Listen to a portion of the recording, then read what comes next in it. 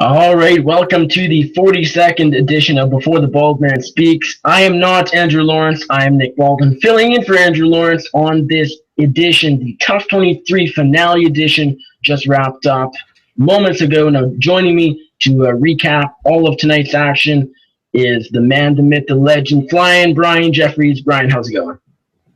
I'm doing decent, Nick. Thanks for having me on the show. Yeah, just decent. Only decent. That's the maximum level of good I can be doing, or well. That's how well I am, just decent. Yes, I should probably be thanking you for having me on, though, because it was actually supposed to be you and Andrew on tonight's show, and then Andrew pulled out, and I stepped in. So thank you, Flyin Brian. Hey, it's my pleasure. It's my pleasure. All right, let's talk tonight's fight. Overall, I thought it was a decent card. I know we were just talking off air. You somewhat believe, otherwise we'll get into all of the fights, or most of them. We'll skip over a few. I can guarantee that. Main event, though, Women's Strawweight Championship was on the line. A rematch between Joanna Jedrzejczyk and Claudia Gadelha. This was a rematch from their December 2014 fight. It was only a 3-rounder back then. No one held the title. And many people thought the Brazilian won that fight. Joanna, of course, was awarded the split decision. Since then, Joanna has been on a tear. Claudia's gotten back in the winning column. But it was Joanna Jedrzejczyk who retained her title for the third time here. Claudia started out really, really good, scoring some takedowns, even having some success on the feet. But third round, fourth round, fifth round was all Joanna Jedrzejczyk when Claudia slowed down. And by the fifth round, even the fourth round, she was absolutely gassed. Brian, what did you make of this fight? How did you score it? And just give me your thoughts on this really awesome title fight. I watched a little bit of Before the Baldman Speaks last night with yourself and the Clown Kid, and I heard him talking about how every round is just 1-0. There's no 10-7s. There's no 10-8s. Andrew was talking about that. So I scored it 3-2 for Joanna. One thing that I was shocked about, this was the highlight of the entire card, was in the first round when Claudia dropped JJ with that jab. I thought, holy moly, this is the year of title holders losing their belts in the very first round. We just saw last night Eddie Alvarez take the belt in the first round. I thought that was going to happen. I thought she was going to ground and pound her, get that belt right away. I was on the edge of my seat, and then it didn't happen. She gassed fast. Yes, she did. That's something she has to work on, but I wasn't really surprised how this fight played out. I kind of called it. I figured Gadelha would be successful in the first 2 rounds, in the first 2 rounds, first 10 minutes. But then I figured Joanna would be able to take over in the third and dominate the fourth and fifth, and that's basically what happened. I actually scored it 48-46 for Joanna. With Andrew not here, I can go back to my 10-8 rounds. I gave Joanna 10-8 in the fourth round. I thought just her striking, of course her striking. I just thought she landed so much, and I don't think it could have been a 10-9. Although I believe was it one judge gave her all 3 gave her at least one 10-8. That's right. But yeah, dominant performance in the later rounds for Joanna. Great attempt to capture the title in the main event for Claudia in the first 2 rounds. Just all around a great fight. Let's quickly talk. What do you think is next for the champion? I couldn't help but think the whole time about Joanne Calderwood. I know that her last fight was at 125, but they share a mutual opponent, which is I'm blanking on her. Valerie Letourneau. Valerie Letourneau, yeah. So JJ went to a decision with her, and JoJo just destroyed her. So I'm thinking that would be a fantastic matchup. But JoJo looked huge in that fight, so I'm wondering if she could make 115 again. But that's basically the fight that I want to see. Although Joanna has been talking about being the first 125-pound champion, there isn't a division, the flyweight women's division yet, but I do think there will be. And I don't think we see Joanna Calderwood yet, but I won't be surprised if that happens down the line, down the road, especially if they make a 125-pound division, because I think we'll both. I think we will see both Joanna and Calderwood in that division. In the first ever women's super fight. That'd be fantastic. Yeah. 115 champion versus the 125-pound champion. Yes, absolutely. Yeah, and you have to assume the 125-pound champion could be Gadelha. Although Rose Namajunas, she could win or fight for the title next. She has a fight upcoming with Carolina Kowalkiewicz. So if she gets past Carolina, I think the title shot is probably hers. But let's talk. Do we want to mention this co-main event? Well, I want to touch on it. Yeah. So I'm thinking initially that Andrew El Dirty Sanchez is one of the most boring fighters in the world. But we also have to give some hate to Roundtree for having the worst takedown defense and no game plan whatsoever going into a fight. I think that he is just as much to blame for that fight being so boring as Dirty Sanchez. Yes and no, I guess. I mean, Andrew Sanchez played his game to a T. He did what he wanted to do. I'm sure a first-round tap-out would have been nicer for him. Probably would have gotten or could have got him a bonus.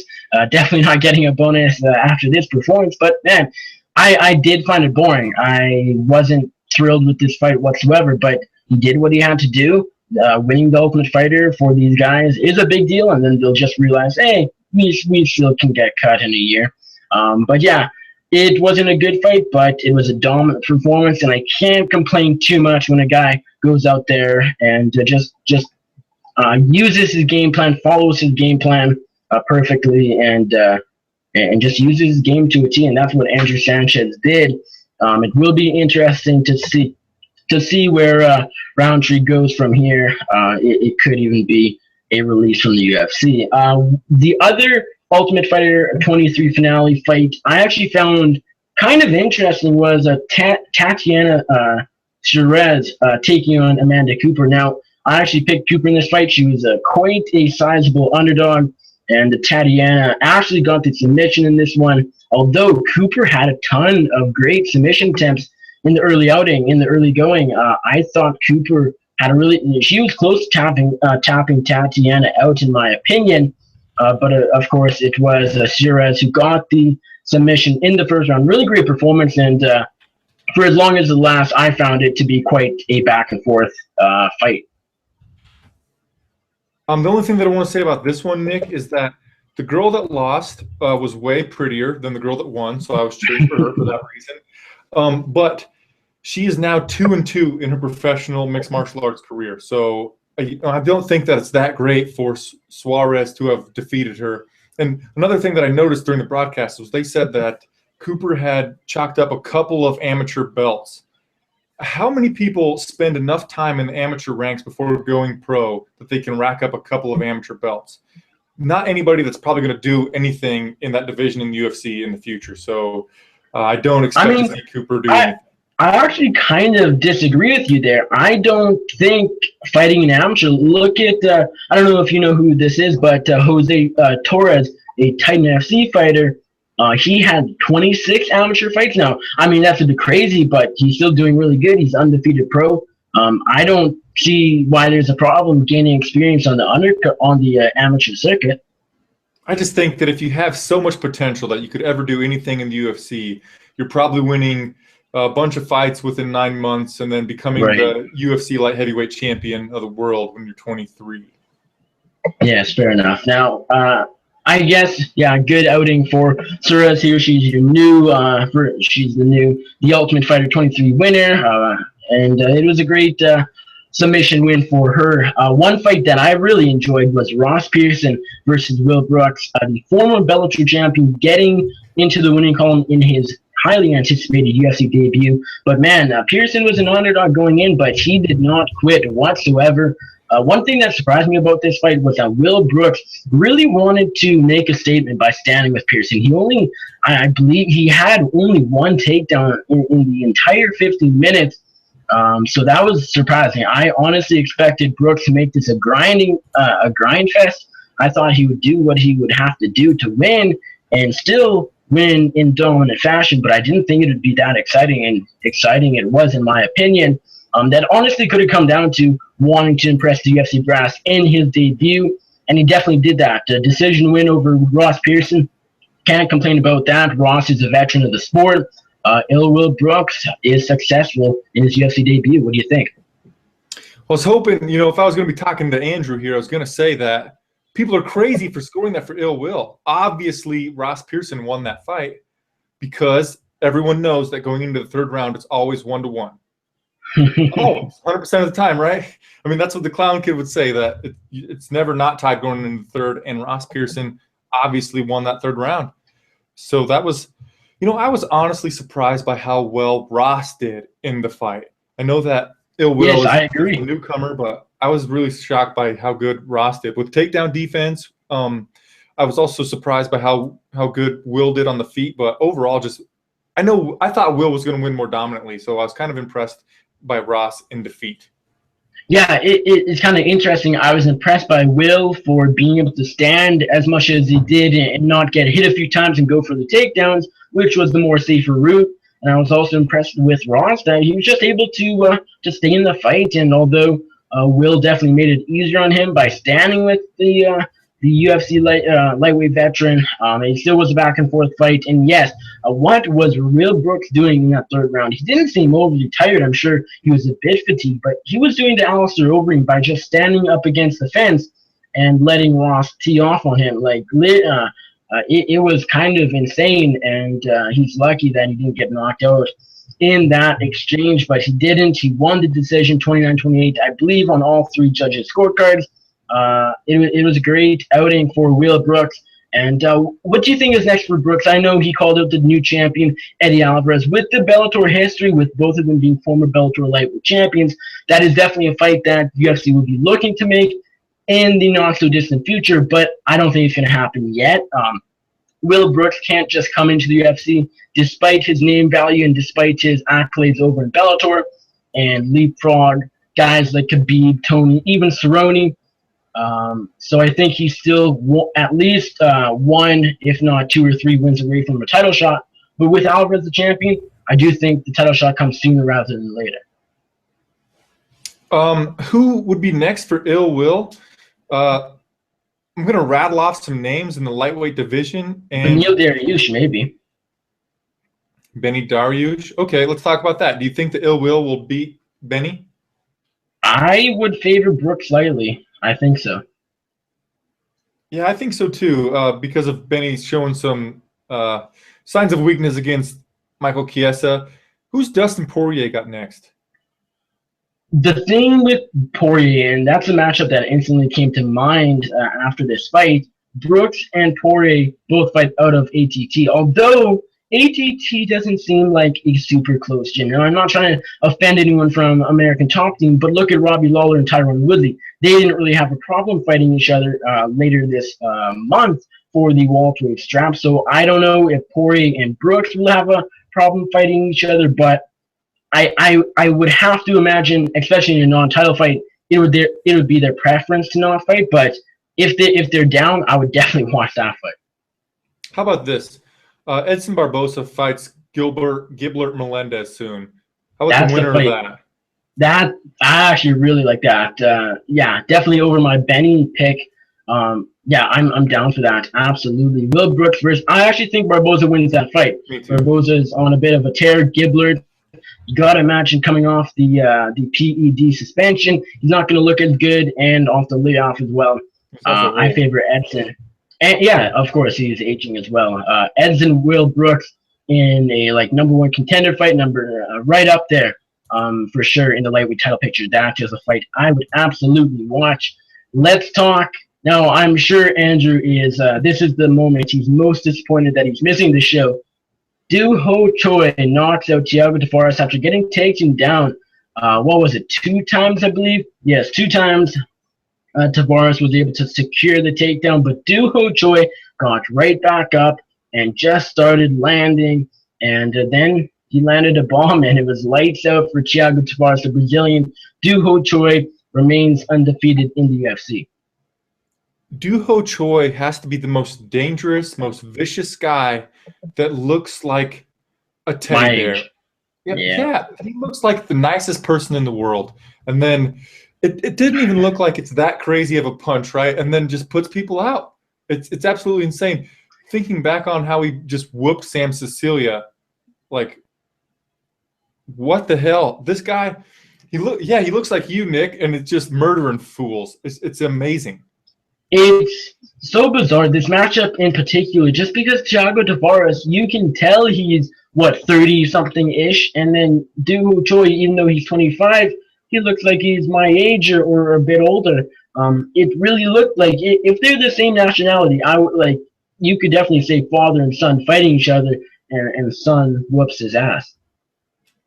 Yeah, it's absolutely incredible. One thing that we need to know about Du Choi is he's got this lightning sharp striking, but his takedown defense, you mentioned that he got taken down twice, but he just got to his seat. He didn't actually get to his back ever, really. Tavares wasn't able to like secure him and hold him down for any amount of time whatsoever. So that dude's takedown defense is incredible. Yes, definitely. Anything else you want to mention about Du Choi's victory? I felt we spent more time focusing on his looks and the father-son matchup rather than the actual knockout. It was a great knockout. There really isn't much else to say about that. But honestly, as far as what's next, man, you can give him just about anybody. He called out the winner of Swanson Kawajiri. I'd like a matchup with even Jeremy Stevens. Daniel Levy, a good friend at Best Fight Picks on Twitter, he mentioned a matchup with Yair Rodriguez. Now, as far as a stylistic matchup goes, that is just about the best featherweight fights you can get. But that's killing off a legit up-and-coming prospect. So I would probably avoid Choi versus Rodriguez at this point until they're top contenders. And I do believe both of them will be top contenders, if not future champions. So I think give me Du Choi versus Lil Heathen Stevens. Why? Because sometimes I get Sam Cecilia and Lil Heathen Stevens mixed up. They're real similar, I think.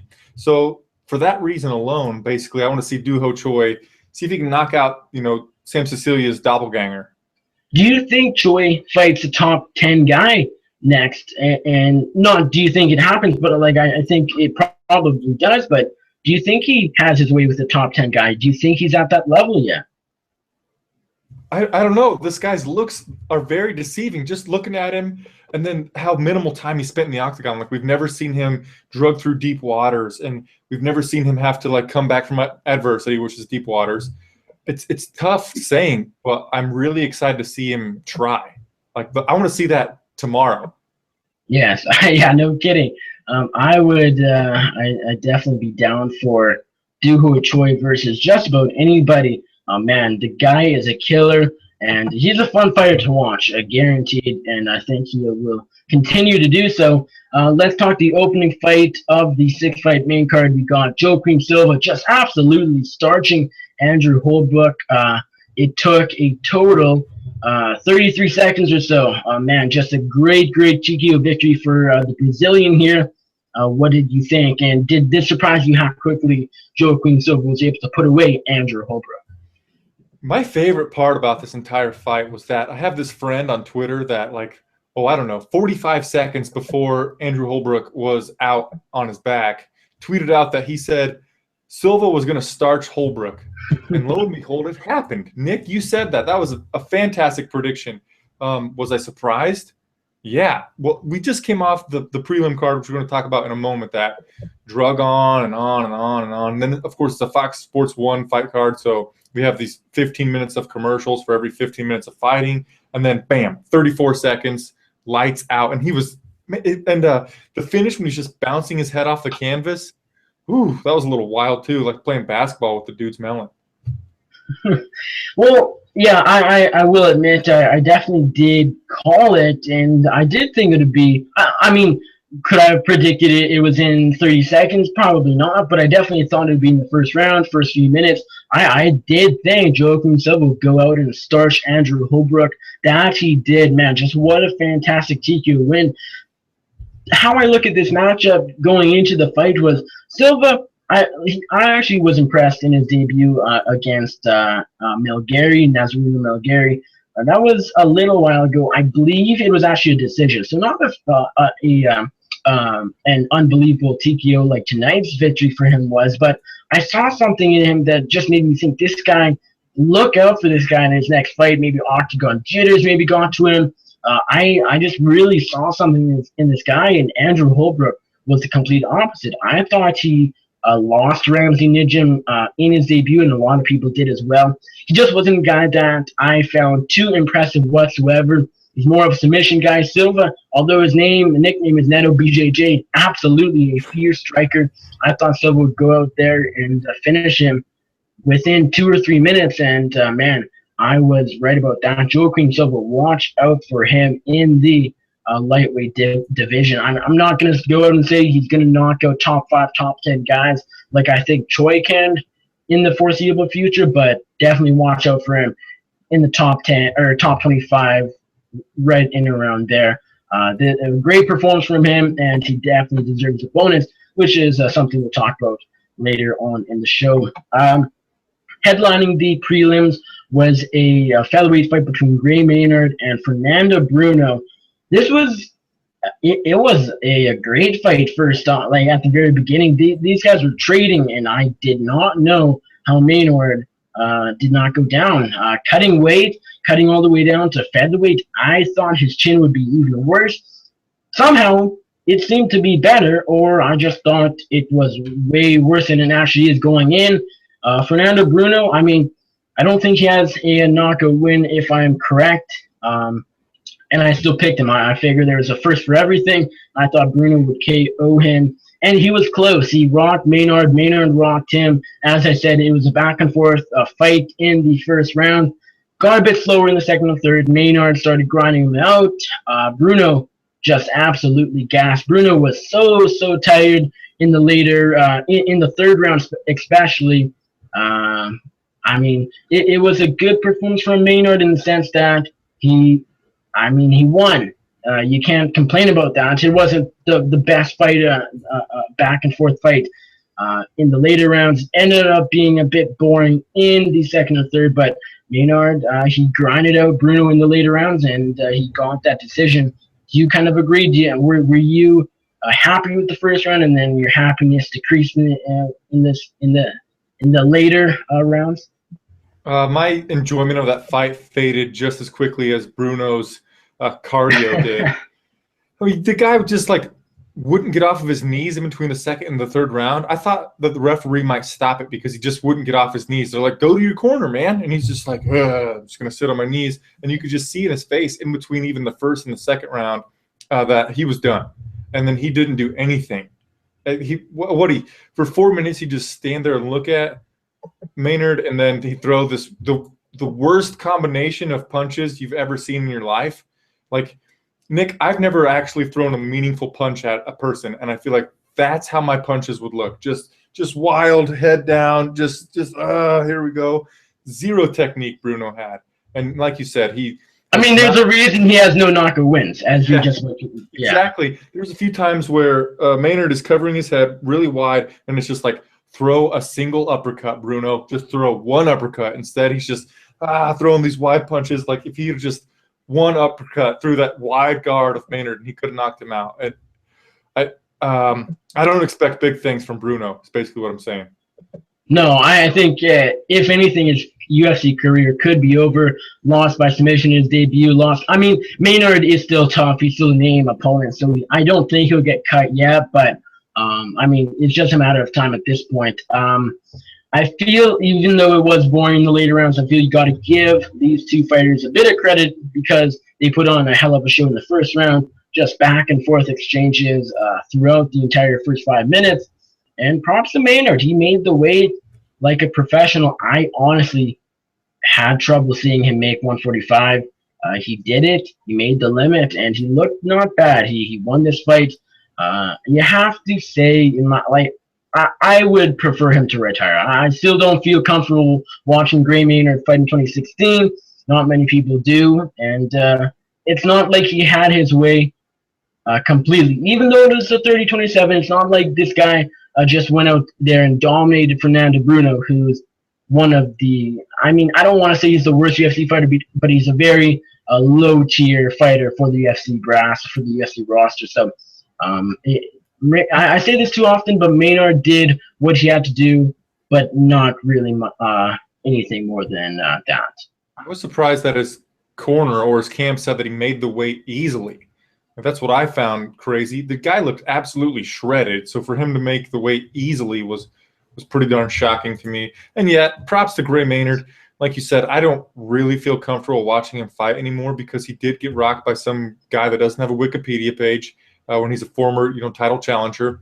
It just kind of sucks to see those guys go out like that, or to keep fighting when it's risking to get knocked out by anything. Like anything that touches him. Like, is he going to get knocked out by that? Is he going to get knocked out by that? And it's possible. I just don't want to watch those guys anymore. Right. Now, the next three prelims, the opening three prelims on the televised FS1 section were pretty terrible. John Moraga losing to Mateus Nicolau. Now, this was not a outcome I expected whatsoever. The odds only favored Moraga slightly, but Moraga was the number 6 flyweight, and I just thought he would go out there and finish Nicolau quickly. I thought he should have been. Like, honestly, if I was the odds maker for this fight, I probably would have said Moraga closer to a 3-1 favorite, but the odds makers knew what they were doing somewhat. Nicolau got the split decision. You got to figure that Moraga looked pretty bad because of the layoff, but also because he suffered a concussion and lots of concussion symptoms after that Joe Benavidez fight.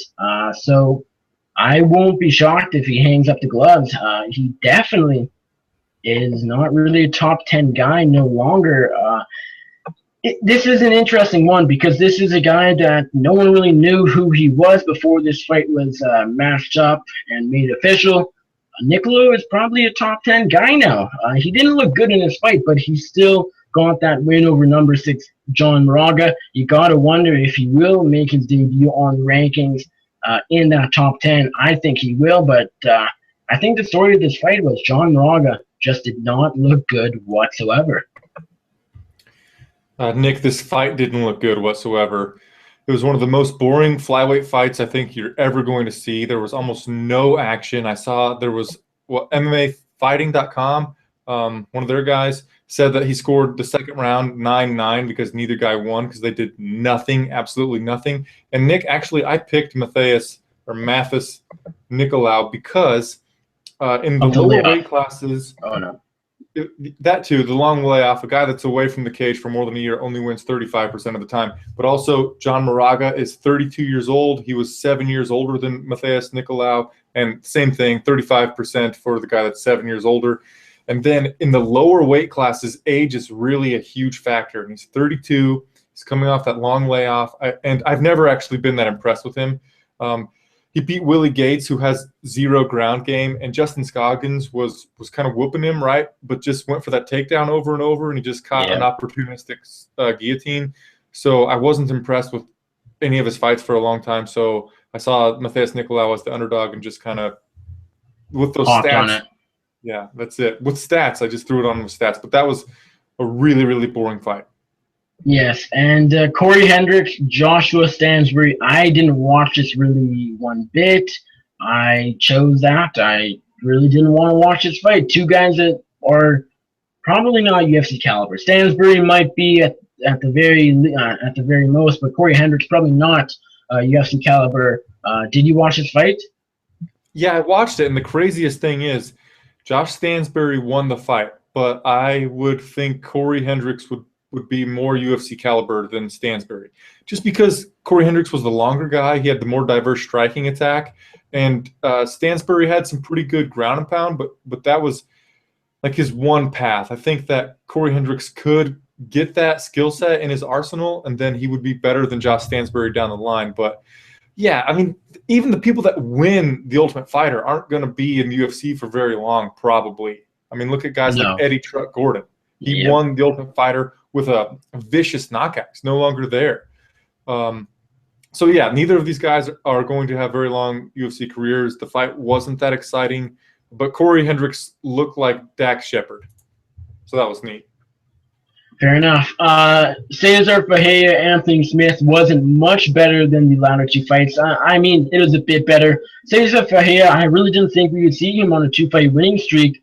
in 2016 just because his chin seems to be so awful. But I mean, it held up. He's kind of, I mean, it's completely well, it's not actually completely different. I kind of compare him to Alistair Overeem. He was a really vicious guy, but then he realized a guy can tag me with a jab and I'm going out. So he kind of changed his game and his approach to fights and is playing it a bit more safe by taking guys down, by keeping distance, but he's still winning the fights. Now, Anthony Smith isn't like, I mean, it's a win that's on his record, but you're not going to go back and look, Cesar Ferreira beat Anthony Smith. What a victory that was. Smith has a record of 25-12 now. I mean, it just wasn't that big of a win for Ferreira, but props to him for not getting knocked out, I guess. Yeah, I guess so. I picked Ferreira because Smith has no takedown defense, and he proved me right in that. If Smith would have just opened up a little more, through like 2 more combinations within a minute's time, he would have knocked out Cesar Ferreira. But he didn't. He seemed tired really early on, and I don't understand. Like, this guy has a terrible chin, and Smith has a fantastic chin. And he just laid on his back. You know how he just like would hold his posture so to get stood up? I don't like that too much. They should be trying to work to get to their feet. You can't just bank on the ref saving you. Basically, the majority of refs aren't going to save you. You're just going to sit there. Look in the Andrew Sanchez fight that we talked about a little bit ago. He didn't save Roundtree. I know that Sanchez was landing more ground and pound than Ferreira, but you just can't count on that. So Smith, sure, if you're going to throw him against a striker, that'd be a really fun fight in UFC, just striker versus striker. But he has no takedown defense. Cesar Ferreira, no chin. Neither of these guys are going anywhere, but that fight kind of sucked as well. Yes, kind of sucked is probably, I mean, you could have been more harsh. It was just, I mean, actually, it was the best out of the other 2 we talked about just now, but it still was terrible. A fight that, man, this was a great performance. Kevin Lee goes out there and puts away Jake Matthews relatively quickly, a first-round TKO. Looked good doing so. This was a fight where Kevin Lee already had that first-round finish over James Montazeri last year where you're like, holy crap, Kevin Lee's actually kind of living up to expectations. He's finishing fights. Then he gets knocked out by Leo Santos, wins a quite lackluster win, decision over Efrain Escudero. But, man, this is a victory that will definitely excel his career forward. Jake Matthews is no cakewalk at all. Kevin Lee, first-round TKO. What did you think?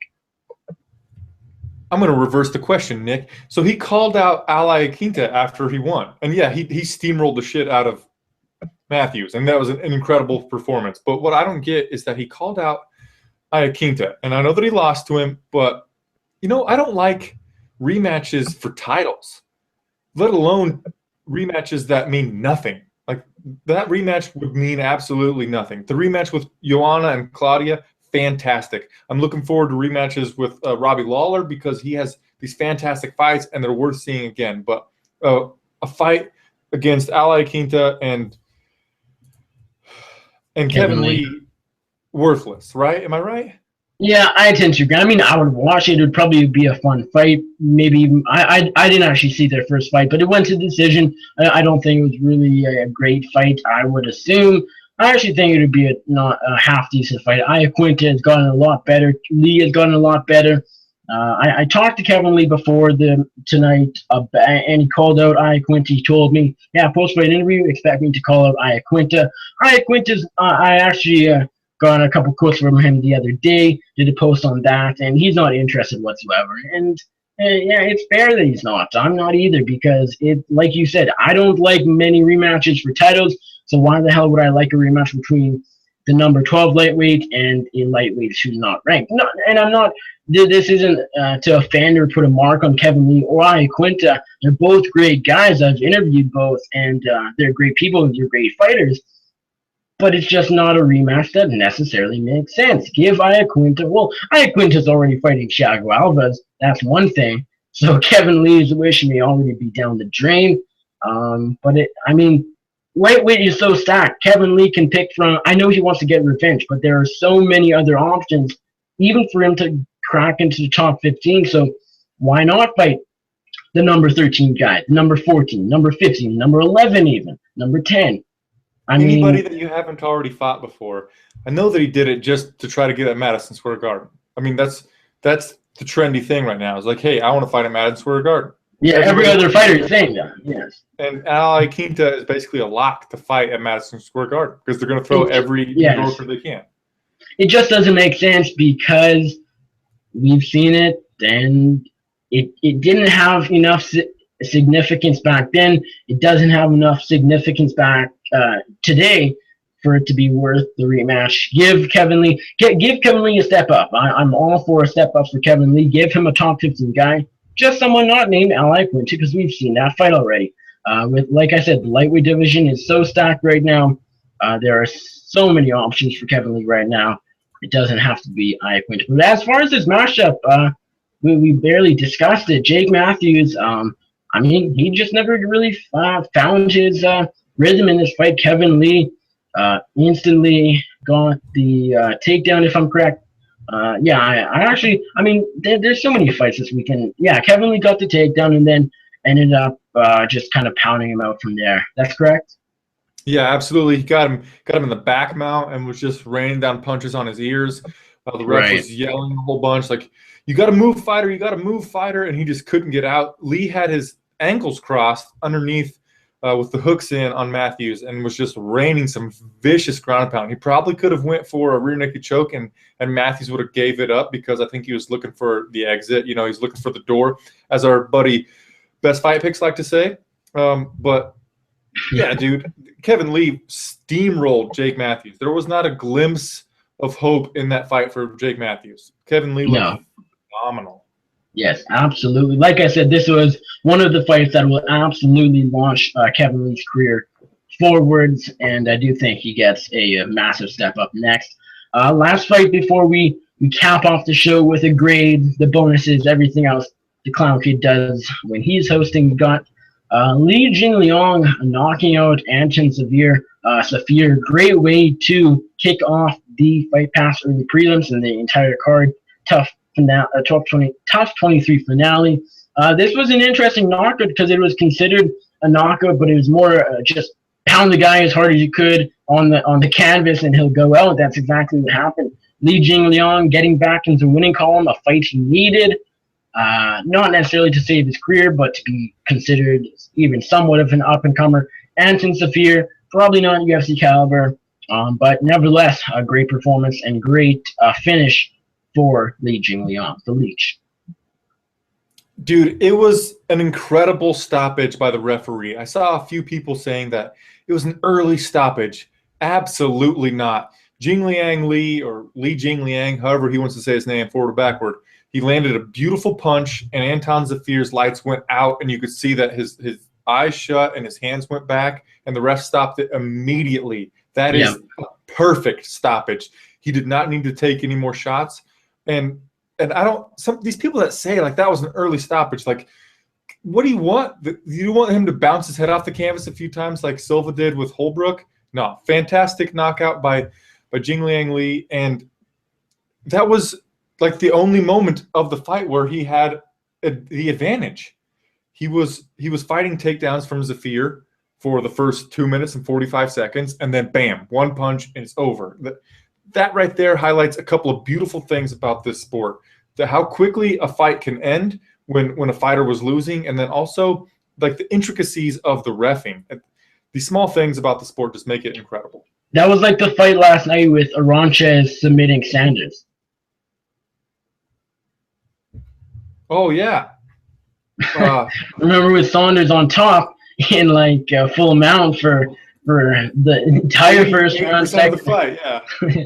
Yes, I caught you off guard there. You're thinking, what the hell is this guy talking about? But that does it for Tough 23 finale. All the fights in the books recapped. Overall, I felt it was a pretty good card. I'll let you go first. Do you want to do grade first or bonuses? I forget. Does Clown Kid do which one? Let's do bonuses first. I'll go with the bonuses. I think that'll be pretty pretty mundane, pretty lame with my bonuses. But obviously the fight of the night was the main event. There was actually no question coming into this event that was going to be the fight of the night. Performances of the night. The Superboy should get 2 of them, but I'll only give him 1. And the other one will go to Silva. So I think that's exactly what the UFC gave out. Joanna champion versus Claudia Gadelha, fight of the night. Duho Choi gets 2 performance of the nights, and then Joaquim Silva gets 1. Yeah, I hate to be boring, but I have the exact same thing. Jedrzejczyk and Gadelha put on a show, fight of the night there, and Duho Choi with an epic knockout, and Joaquim Silva with just that starching of Andrew Holbrook. Definitely 50K in the bag for all 4 fighters there. But I mean, if you're going to give up locker room bonuses, there's 3 guys that think you got to give them. One would go to, who is it? Kevin Lee Jing Leong, and Suarez, I guess. And wasn't there one more? Maybe not. But yeah, definitely a lot of competition for the bonuses tonight. Yeah, which is crazy because I'm just going to segue right into my grade, Nick. I honestly thought that 6 of the 12 fights were boring. I struggled through them, and I got to defend myself with this. I'm going to give the grade on the card a straight-up D. Really? Yeah, that's super low, but I'm going to defend it. Last night, we had a fight card that was phenomenal. It was incredible. Tomorrow night, we have scheduled a fight a card that's supposed to be the greatest fight card of all time, right? And here's this one sitting in the middle that had terrible pacing because it's on Fox Sports 1. All of the fights on the prelims went to a decision, and then the 2 fights that we'll probably never see these folks ever again in the tough fights, I'm giving it a straight-up D. I thought that 6 out of the 12 fights were boring, and I was really just here for the main event. And I'm a hardcore fan. I watched this fight card for over 6 hours, right? And I regretted about half of my time. Well, I enjoyed it more than you did. I mean, the prelims, the televised prelims, that is, were definitely in the middle. It was like it was very slow first off, but it was a great card for the first 2 fights, terrible for the next 4, and then things heated up. Other than the co-main event, the main card was top to bottom just great in my opinion. I will give this card a heavy B-. Now, I'm not going to give it a C+, a heavy B-. I felt the main event was great. The co-main, as I said, was pretty boring, but the rest of the main card I found really great. 3 great stoppages and another back-and-forth fight with Brooks versus Pearson. Maynard Bruno, the first round was okay. Was great, and it made the fight okay as a whole. And then the other 3 televised prelims were terrible. But then the early prelims were 2 great stoppages. So for me, it is a B-, a heavy B-, but that is my grade for this card. Tough 23 finale in the books. Brian, thanks to you for coming on the show with me. Thanks to Andrew Lawrence for letting us fill in for a replacement for this edition, episode 42 of Before the Bald Man Speaks. Too bad we didn't get any questions. Hopefully next time. But anyways, Brian, let the audience know, if we have one, where they can find you on social media. I know you have your thing going on with DraftKings, your YouTube channel, everything else you got going on in the world of mixed martial arts. Let us know. I'm going to defend my grade of a D a little bit more, and then I'll do that. Joaquim Silva knocking out Andrew Holbrook was fantastic, but then we have like 30 minutes of white space because it's on Fox Sports 1. If we could just go right into the next card, like that 30 minutes of making me watch the same promo over and over and over again really bums me out. Anyway, Nick, thanks for having me. Andrew the Clown Kid, thanks for letting us do the show. And if the people that are listening or watching this on YouTube or on iTunes, wherever it is right now, if they made it to this point, they know where to find me, and I appreciate them with all my heart. You guys make it worth doing this stuff. I'm an amateur. I have a real 8-to-5 job. I don't get paid to do this whatsoever, and I just want to thank you guys so much for tuning in. Absolutely. As far as me, you can follow me on Twitter at the UFC, and my podcast, I host it each and every week with your guys' usual host, Andrew Clown Kid Lawrence. We talk all about MMA. Well, yeah, obviously we talk MMA. We break down the cards, recap cards, talk some news, and talk about how much music and video games and movies I have no idea what they are. Answer dumb questions. Can't get much better than that. Not to brag, but tune in. The MMA Circus on iTunes, Stitcher, everything else. Guess this next week. We have a ton of them. I won't reveal them, but stay tuned for that. Check out episode 67 next week on bloodyelbow.com. My writing, Bloody Elbow, interview pieces coming out. Anything else I got going on, you can find that on my Twitter. Thank you, as always, to you guys for tuning in to Before the Baldman Speaks. Thank you to anyone who got this far. Thank you to you, Brian, again, for doing the show with me. Thank you to Andrew. And with that, we're out.